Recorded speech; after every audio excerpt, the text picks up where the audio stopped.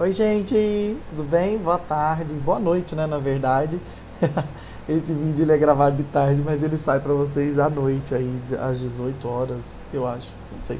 Enfim, boa tarde, boa noite, bom dia pra todo mundo. Hoje a gente vai fazer uma coisa bem rápida. É, Não quero encher vocês com muita coisa, porém, eu tenho aqui 10 dicas bem legais. É, para vocês sempre conseguirem estudar e saberem por onde vocês estão caminhando, certo? São 10 dicas, na verdade são 10 conteúdos muito importantes, 10 ações também, né? Aí a gente mistura ação, estudo, conteúdo, 10 conteúdos, 10 ações, né? Tudo misturado para que vocês se deem melhor aí na prova de vocês e saibam por onde caminhar, beleza? A primeira delas que eu vou falar com vocês é o estudo dos verbos, tá? O estudo dos verbos ele é muito importante porque tudo que se dá, né, tudo da língua, na verdade, tudo que é gramatical, na verdade, gira em torno praticamente de um verbo. Então é muito importante que você esteja disposto a estudar os verbos, né? Como se divide, como se conjuga, né? Os modos, os tempos verbais, né? Você deve saber o que é uma forma nominal, que é o gerúndio, o particípio e o infinitivo. Você tem que saber como isso se dá. Os alunos normalmente perguntam muito sobre locução verbal, né? Como é construída uma locução verbal? Geralmente é um verbo auxiliar mais um verbo principal. O verbo auxiliar ele vem pela conjugação, né, conjugado, e o verbo auxiliar ele vem no formato nominal, na forma nominal, gerúndio, particípio e infinitivo. Então, assim, é interessante você fazer esse estudo, né? Normalmente, as questões de sintaxe, de período, frase, oração, por exemplo, tem muito a ver com o verbo. Então, é muito importante que vocês estejam atentos a esse estudo. Então, essa é a nossa primeira dica. A nossa segunda dica seria parecida com a questão do estudo dos verbos, só que seria uma classe gramatical, né? O IF normalmente ele pede bastante que você saiba, né? Ou diretamente ou indiretamente que você saiba as classes de palavras. Nós temos aí 10 classes de palavras, né? Todo o nosso vocabulário é dividido nessas 10 classes de palavras. E é importante que você saiba um pouquinho deles, né? Não só que você saiba dividi-los, nomeá-los, mas que você também saiba como funciona, né? Como se dá essa divisão, quais são as características de cada classe de palavra, né? Por exemplo, a gente sabe que o substantivo, normalmente no início dessas aulas, eu sempre costumo perguntar a vocês, por que um substantivo ele é chamado de substantivo? Por que um adjetivo é chamado de adjetivo? Por que um verbo é chamado de verbo? Então, é você estudar e se fazendo essas perguntas. Né? Por que um verbo ele é chamado de verbo? Ah, porque eu posso modificá-lo em tempo e modo. Ah, por que um substantivo é chamado de substantivo? Porque eu dou nome às coisas, né? Popularmente dizendo, o substantivo ele serve para isso, para dar nome às coisas, aos objetos, às pessoas, aos lugares. Então, como eles podem se dividir? Eu tenho substantivos que você define com a última letra do substantivo, a e o. A outra eu preciso de um artigo, o estudante, a estudante, né? Eu posso trabalhar com ele em gênero e número, singular e plural também.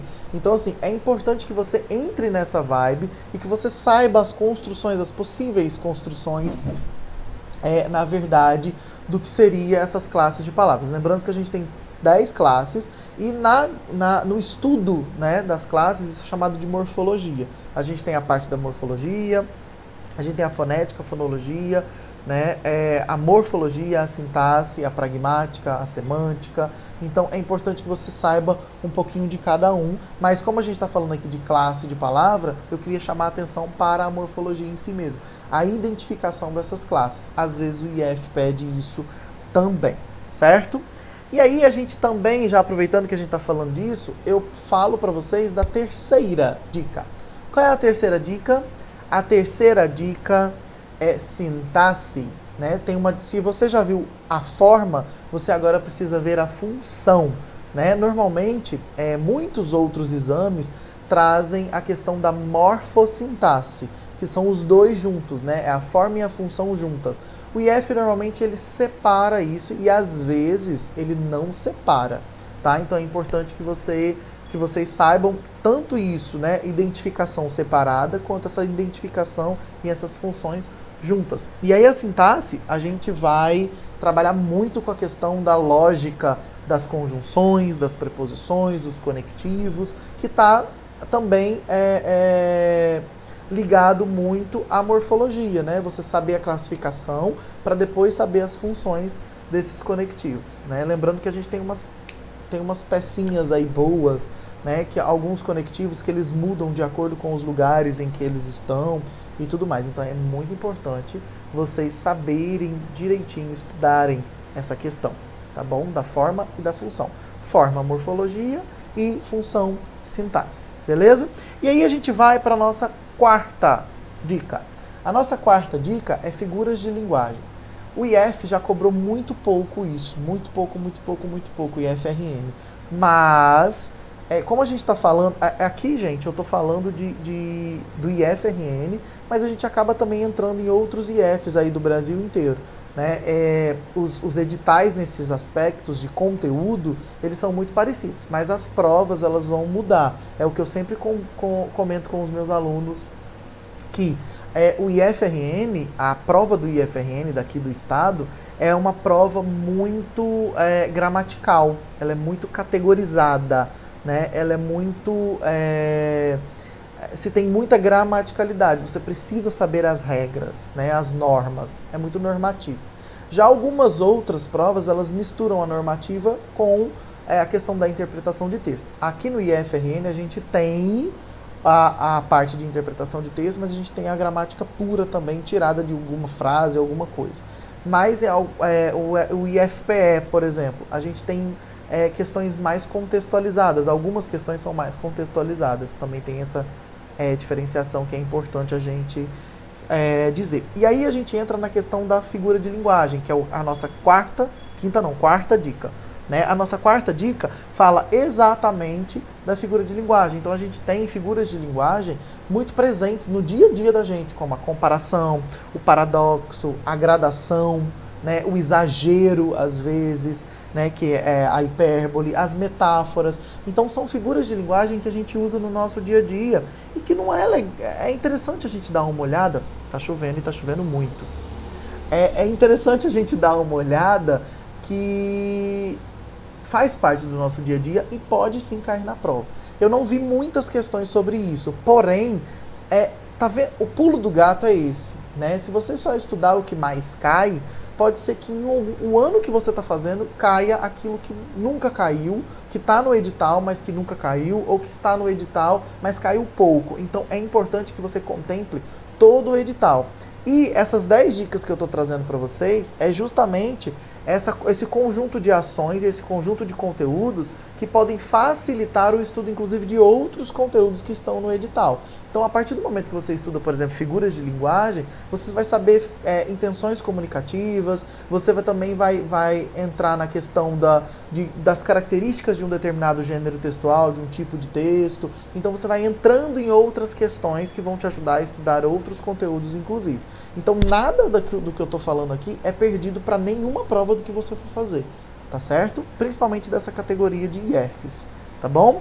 E aí a gente vai para a quinta dica. A quinta dica é variação linguística, né? A variação linguística, ela pode interferir totalmente na comunicação e pode interferir totalmente nas características de um gênero textual.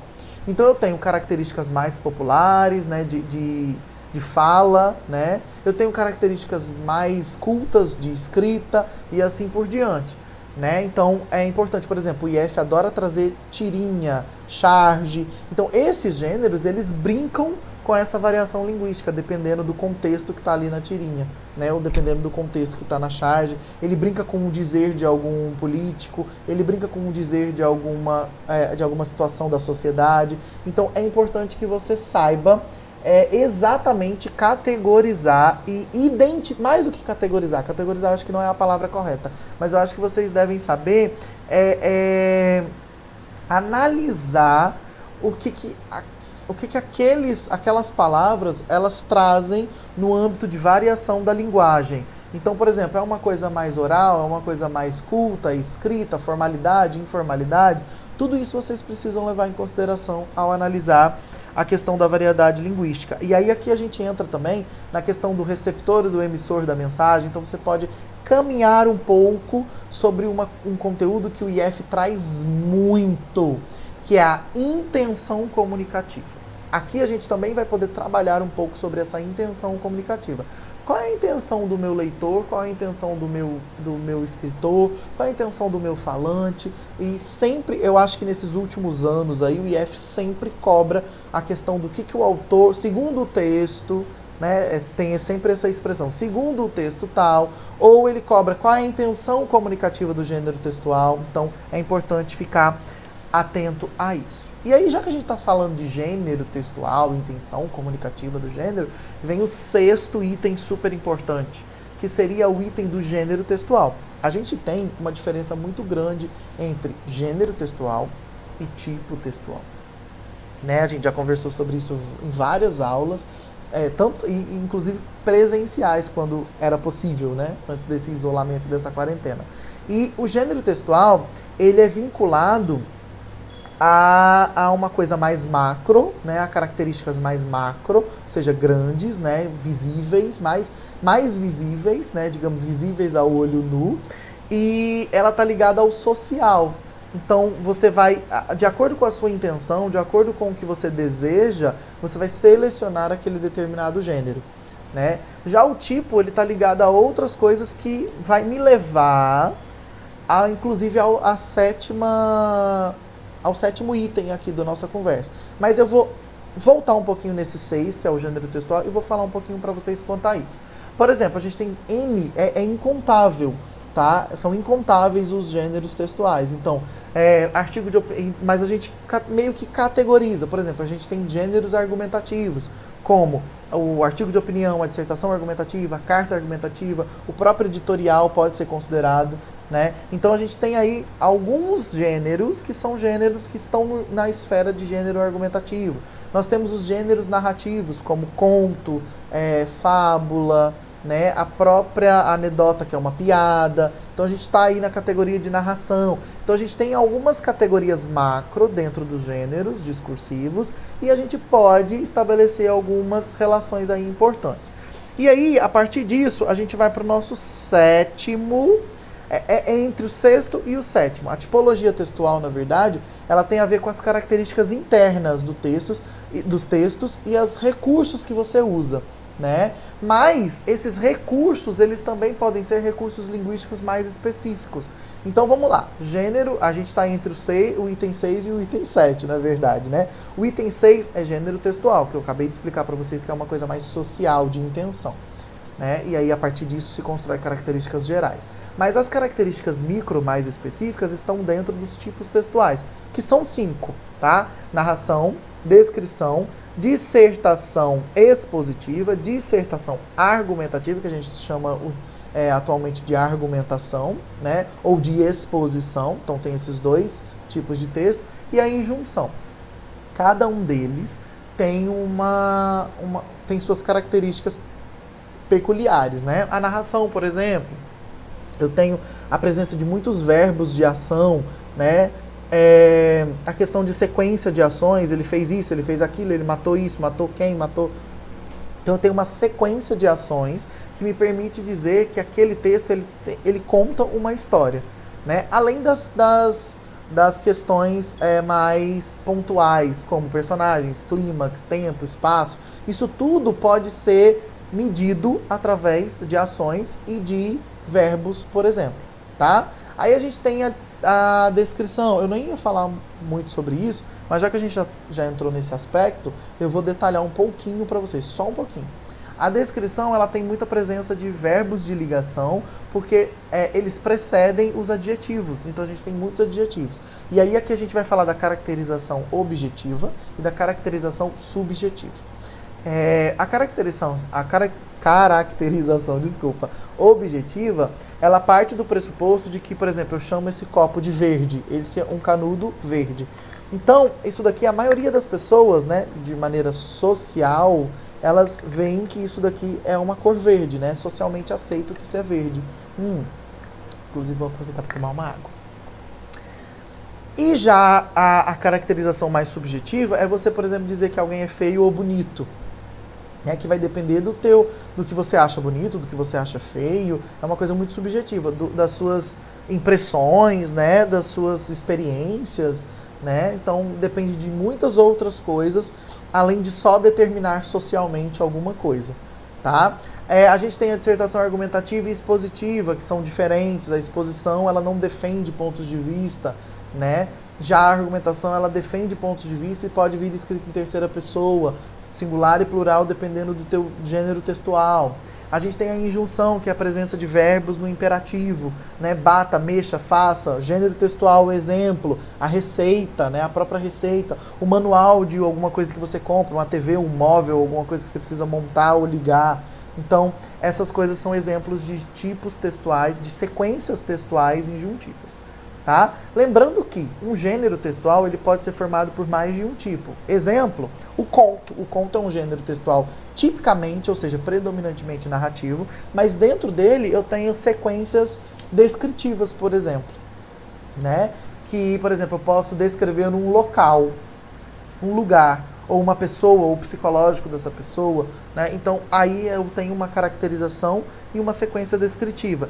Lembrando também que em um gênero eu posso ter outro gênero dentro dele. Então, por exemplo, dentro de um livro, né, dentro de um romance, em alguma das páginas eu posso ter, por exemplo, uma carta escrita ali de um personagem para o outro. Então eu tenho aí um gênero dentro de outro gênero que precisam ser analisados em um contexto, mas também precisam ser analisados de maneira separadas, porque eu vou ter sequências tipológicas diferentes, eu vou ter gêneros diferentes, então eu preciso analisar isso de maneira também diferente, tá bom? E aí a gente entra, a gente está falando tanto de texto que a gente entra no nosso 7º item de fato, que são os recursos linguísticos. E aqui eu estou falando de, por exemplo, polissemias, né, que é você trocar os sinônimos, você, né, a mesma palavra ter muitos significados e você poder fazer essas trocas, por exemplo. Mas aí eu tenho outros recursos, por exemplo, de humor, né, de ironia, tem muito a ver com o que a gente falou de figuras de linguagem também. Então esses itens eles estão conectados de alguma maneira. Beleza? E a gente vai para o nosso 8º item. Tá acabando a nossa lista, hein? O 8º item é a estruturação e a formação de palavras. Né? Não é um conteúdo muito... É um conteúdo visto sempre na escola, por exemplo, mas é um conteúdo que às vezes os professores eles passam... eles não efetivam isso. Né? Tanto em cursinho quanto em escola. Por quê? Porque é um conteúdo um pouco chatinho, digamos assim. Eu adoro, mas...